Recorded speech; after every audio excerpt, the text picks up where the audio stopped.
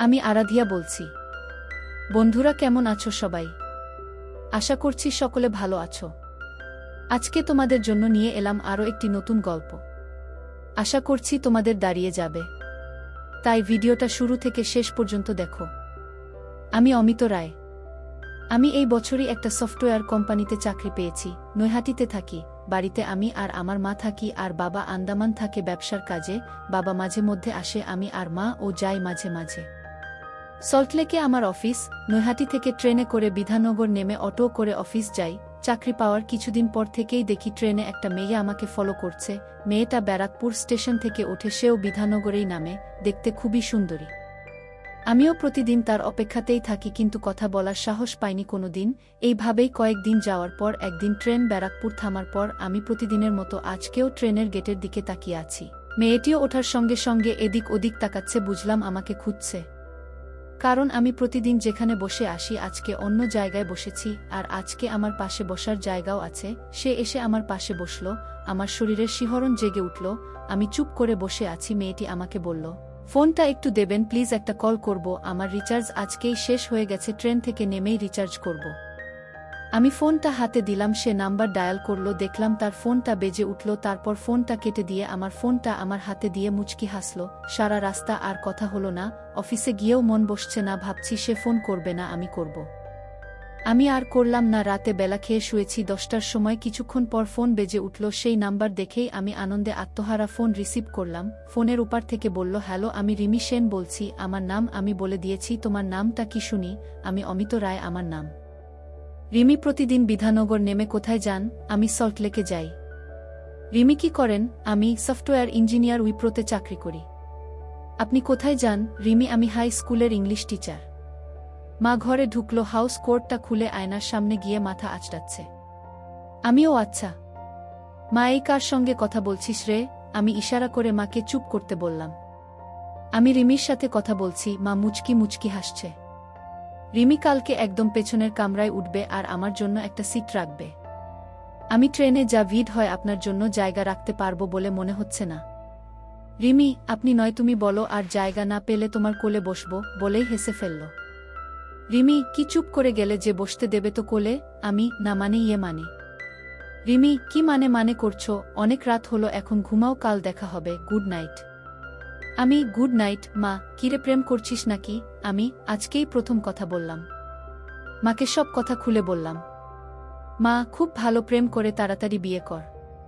মায়ের নাম মালতী রায়, 47 বছর বয়স, কিন্তু দেখে বোঝার উপায় নেই। ফিট রাখার জন্য প্রতিদিন সকালে যোগ ব্যায়াম করে। দেখতে সুন্দরী। চমা, বাড়ির বাইরে সবসময় শাড়ি পরে, তবুও বাড়ির বাইরে বেরোলে লোকের দৃষ্টি আকর্ষণ করে।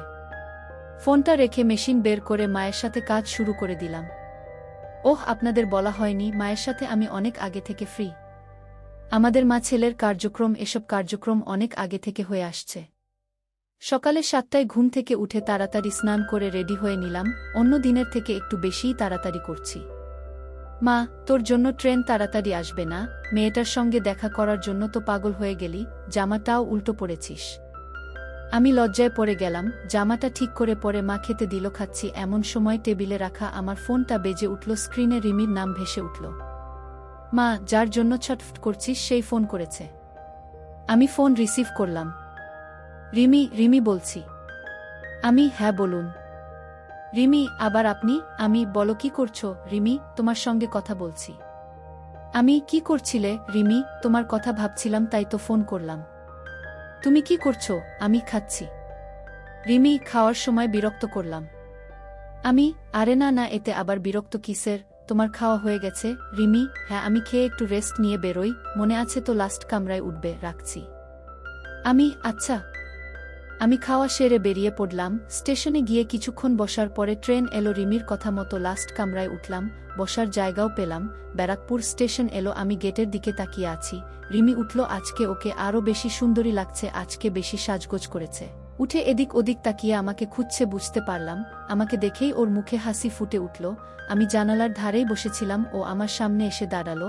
আমি উঠে দাঁড়ালাম। রিমি আমার থেকে একটু খাটো। দাঁড়ানোর সময় ওর হালকা স্পর্শ হলো। ও শিউরে উঠল, মাথা উঁচু করে আমার দিকে তাকিয়ে মুচকি হাসল। আমি, বসো। আমার কানের কাছে মুখ নিয়ে আস্তে আস্তে বলল। রিমি, তোমার কোলে বসবো ভাবলাম।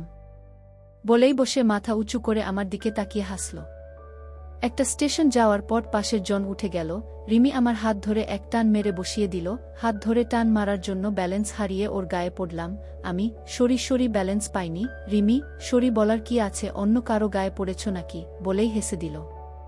পাশে বসলাম, ও আমার ঘাড়ে মাথা রাখল। আমি এদিক ওদিক তাকিয়ে দেখছি কেউ তাকিয়ে আছে নাকি। রিমি, আসার সময় কটার ট্রেন ধরো? আমি, আসার সময় দেখা হবে না, সন্ধ্যা 7টা বেজে যায় স্টেশনে আসতে আসতে। রিমি, এই হলো ইঞ্জিনিয়ারদের দোষ, বাড়ি ফিরতে দেরি হয়। এরপর থেকে আমাদের প্রেম শুরু হলো। প্রতি রবিবার আমরা ঘুরতে যেতাম।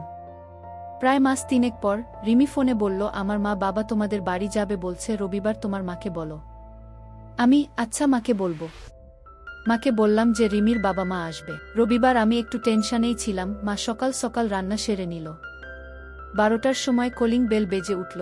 আমি গিয়ে দরজা খুলেই হতভম্ব হয়ে গেলাম। আমার সামনে দাঁড়িয়ে মধুরিমা সেন আর ওনার স্বামী সুপ্রকাশ সেন, আমার অফিসের সিনিয়র ইঞ্জিনিয়ার। আমি মধুরিমা সেনের আন্ডারে জুনিয়র ইঞ্জিনিয়ার হিসেবে আছি। ম্যাডাম, আপনি এখানে? মধুরিমা, কেন আসতে পারি না? আমি, না মানে হ্যাঁ অবশ্যই আসতে পারেন, আসুন আসুন। আমি বসার ঘরে নিয়ে গিয়ে বসালাম। তারপর মাকে ডাকলাম। মা এলো। আমি, মা, ইনি হচ্ছেন আমার ম্যাডাম, মানে আমার সিনিয়র ইঞ্জিনিয়ার, আর ইনি হচ্ছেন ম্যাডামের স্বামী এবং ম্যাডামের সিনিয়র ইঞ্জিনিয়ার। মধুরিমা, দিদি আপনি বসুন। আমরা এখন ওসব কিছু না, এখন শুধু আমরা রিমির মা বাবা। আমি তো ওনার কথা শুনে হতভম্ব হয়ে দাঁড়িয়ে আছি। মধুরিমা, কি হলো, তুমি দাঁড়িয়ে আছো কেন, বসো। ওনার কথায় আমি সামনের সোফায় বসলাম। মধুরিমা, আমি প্রথম দিন থেকেই তোমাদের সম্পর্কের কথা জানি। রিমি প্রথম দিনই তোমার কথা আমাকে বলেছিল, আর পরের দিন তোমার ছবি দেখিয়েছিল। আমি দেখেই রিমিকে বলি যে তুমি আমার অফিসে চাকরি করো, আর ওকে বারণ করি তোমাকে বলতে। দিদি, আমরা আজকে এসেছি শুধু ঘুরতে। দাদা শুনলাম আন্দামান থাকে, ওনাকে খবর দিন, উনি আসলে সবাই মিলে একদিন আমাদের বাড়ি যাবেন। সেদিন ওদের বিয়ের ডেট ফাইনাল হবে। তারপর সবাই মিলে অনেক গল্প হলো। ওরা দুপুরে খাওয়া দাওয়া করে চলে গেল। পরে আমি রিমিকে ফোন করতেই কি সারপ্রাইজটা কেমন দিলাম। আমি, হ্যাঁ ভালোই। আমি তো ভাবতেই পারিনি। দুজনে মিলে অনেকক্ষণ কথা বললাম। পরে একা একা বসে ভাবছি মধুরিমা ম্যাডাম মানে আমার হবু শাশুড়ির কথা। ওনাকে দেখলে সবাই হা করে তাকিয়ে থাকে, সবার মধ্যে আমিও পড়ি, কারণ এত সুন্দর সম্পদগুলোর দিকে না তাকিয়ে থাকা যায় না। দিন 10 পর আমার বাবা এলো। পরের দিন আমার বাবা আর মায়ের যাওয়ার কথা ছিল, কিন্তু আমার হবু শাশুড়ি আমার মাকে ফোন করে বলল আমাকেও নিয়ে যেতে। আমিও গেলাম বাবা মায়ের সঙ্গে। ওদের বাড়ি পৌঁছালাম 11:30টার সময়। আমার হবু শাশুড়ি এসে দরজা খুলল। সিল্কের শাড়ি পরা, চুল ছাড়া, পিঠের মাঝামাঝি পর্যন্ত। কাছ থেকে সিঁদুর দেখা যায়, একটু দূরে থেকে দেখা সম্ভব নয়। হাতে শাখা পলা কিছুই নেই, শুধু দুহাতে দুটো সোনার বালা। হবু শাশুড়ি, ঘরে আসুন। আমরা ঘরে গেলাম। আমাদের বসার ঘরে নিয়ে গেল। আমরা বসলাম। রিমি এসে বসল। তারপর আমার হবু শ্বশুর এসে বসল। সবাই মিলে গল্প করছে। আমি চুপচাপ বসে আছি, রিমিও চুপ করে বসে আছে। আমার হবু শাশুড়ি বুঝতে পেরেই বলল, রিমি, অমিতকে নিয়ে উপরে যা। রিমি আমাকে ওর উপরের ঘরে নিয়ে এলো। দুজনে বসে গল্প করছি। হঠাৎ রিমি আমাকে কাছে টেনে ধরল। তারপর মেশিনে হাত দিল।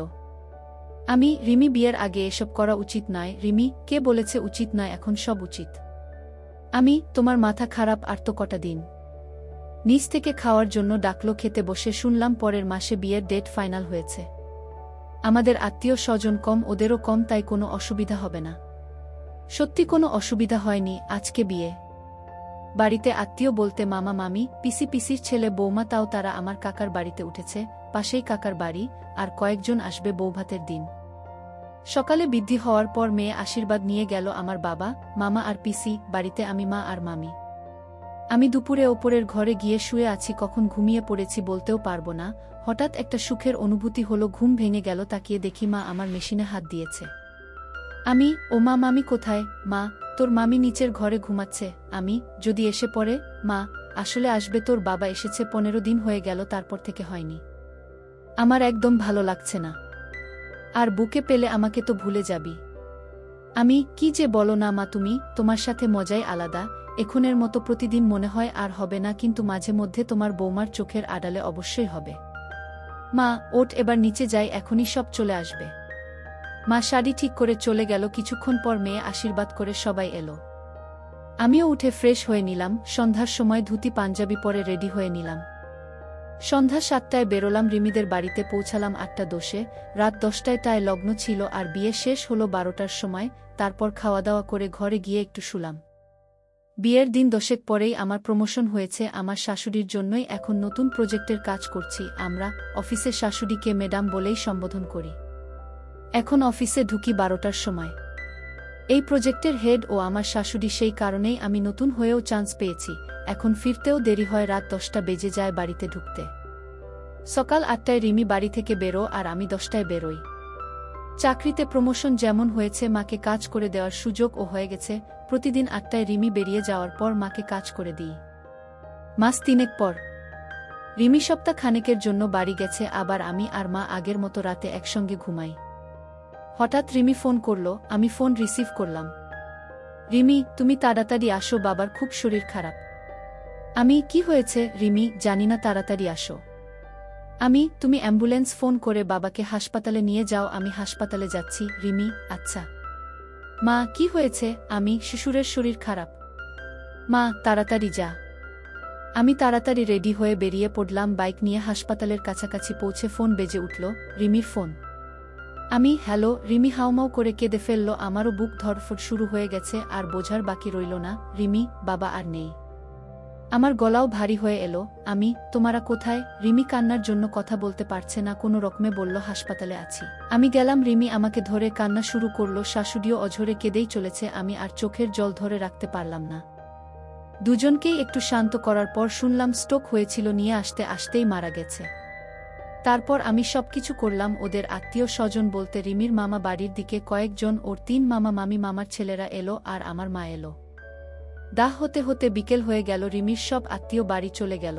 আমি, মা আর রিমি রয়েছি রিমিদের বাড়িতে। মা শাশুড়িকে সান্ত্বনা দিচ্ছে, আমিও শাশুড়িকে বোঝানোর চেষ্টা করছি।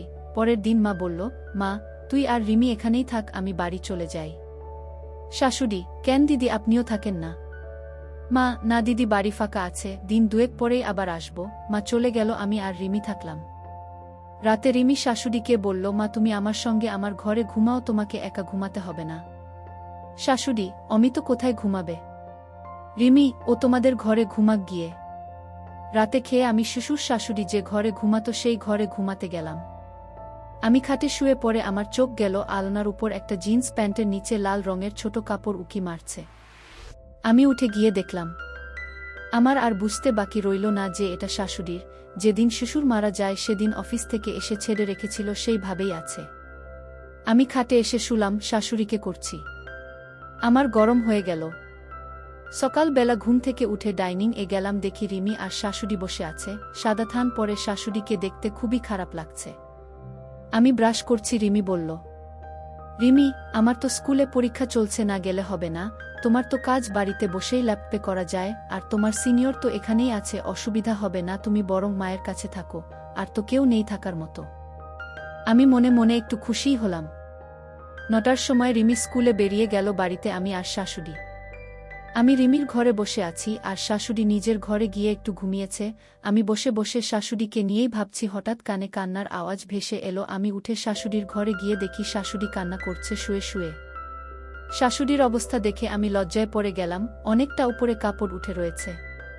আমাকে শাশুড়ি দেখতে পায়নি। আমি দাঁড়িয়ে দাঁড়িয়ে দেখছি আর ভাবছি ওনার কাছে যাব কি যাব না। সাহস করে ডাকলাম, মা, আপনি কাঁদছেন? শাশুড়ি আমার গলার আওয়াজ পেয়ে পায়ের শাড়িটা একটু নামালো, কিন্তু দেখে মনে হলো এতে উনি লজ্জিত নয়। ভাবলাম স্বামী শোকে হয়তো এসব লজ্জা নিয়ে উনি অতটা ভাবিত নয়। আমি ওনার মাথার কাছে গিয়ে বসলাম। আমি শাশুড়িকে বললাম, মা, কাঁদবেন না, আমি তো আছি।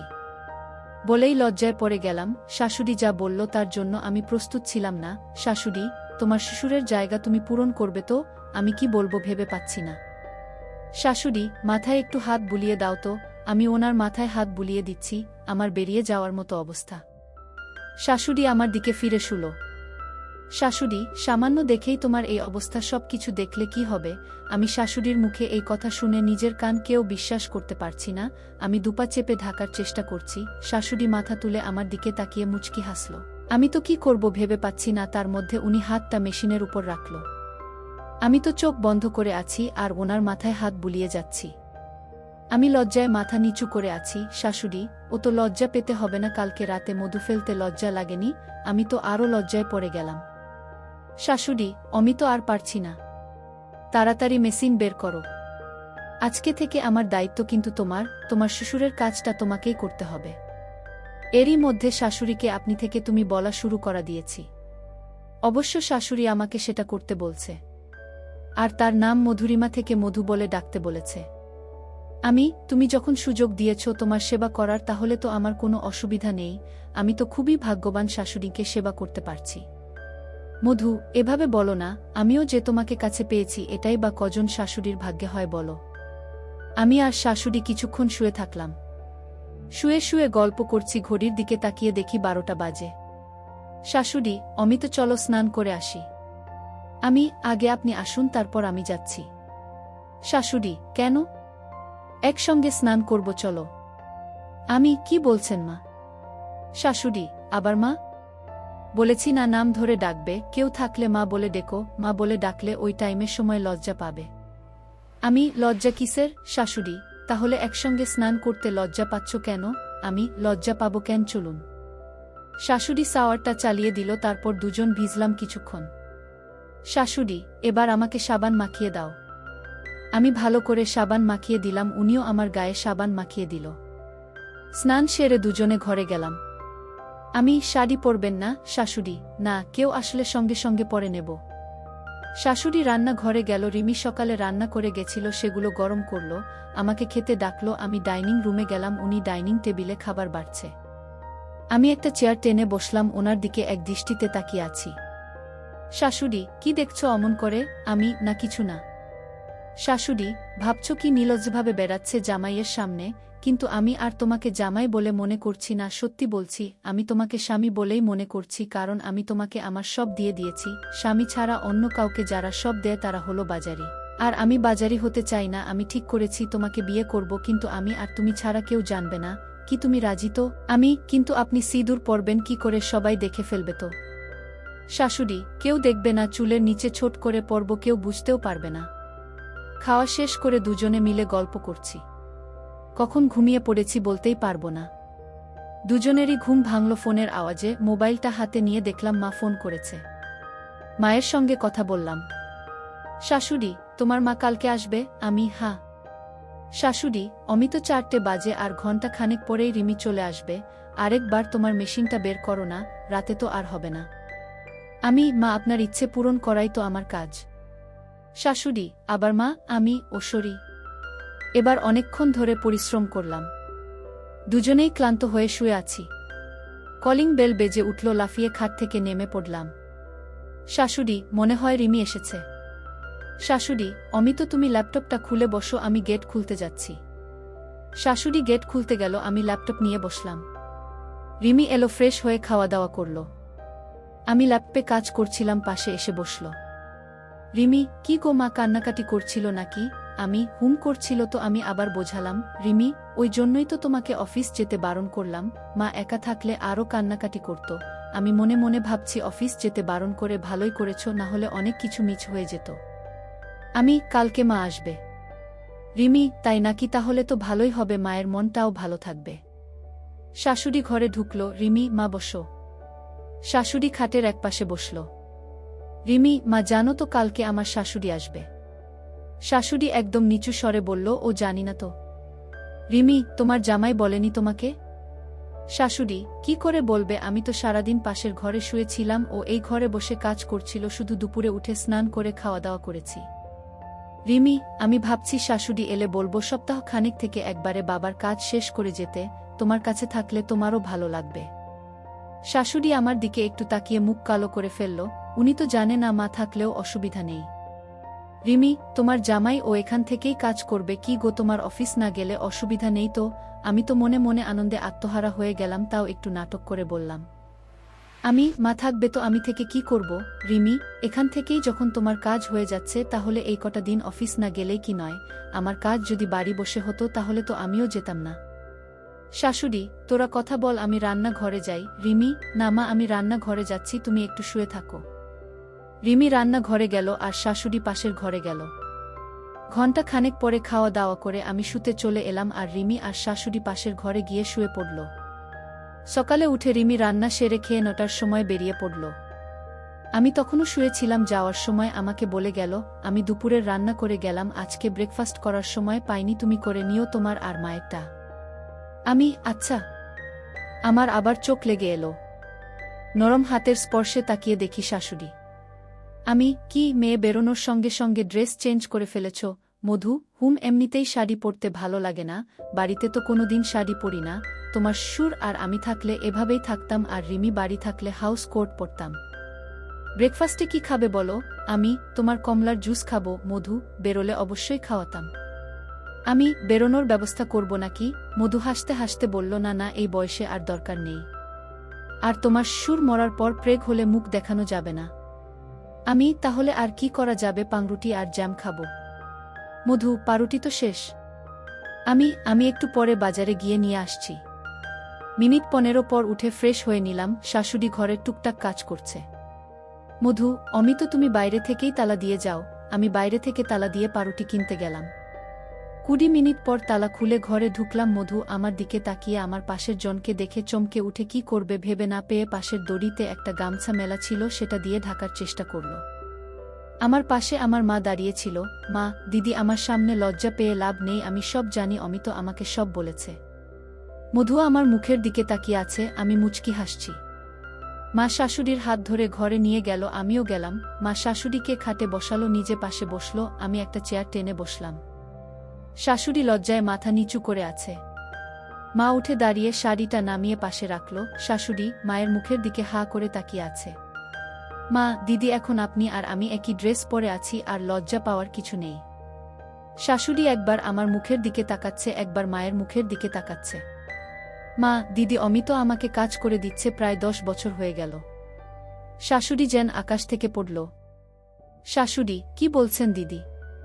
মা, ঠিকই বলছি, এখন থেকে ওর আরও দায়িত্ব বেড়ে গেল, আপনার ও সেবা করার। আশা করি আমার ছেলে আপনাকে খুশি দিতে পেরেছে। শাশুড়ি, সে আবার বলতে, এত খুশি জীবনে পাইনি। মা, আমি তো আজকে বিকেলে আসতাম, কালকে ও সব বলল, তাই ঠিক করলাম সকালে এসে 2 বেয়ান মিলে একসঙ্গে সেবা নিব। তাই কালকে রাতেই ওকে বললাম যে আপনাকে সারপ্রাইজ দেব, আমি আপনাদের বাড়ির কাছাকাছি এসে ওকে SMS করি, ও পাউরুটি কিনতে বেরো, আমি ওর সঙ্গে ঘরে আসি। শাশুড়ি, মা, ছেলে মিলে তো আমাকে খুব ভয় পাইয়ে দিয়েছিলেন। আচ্ছা দিদি, কি করে আপনাদের শুরু হলো?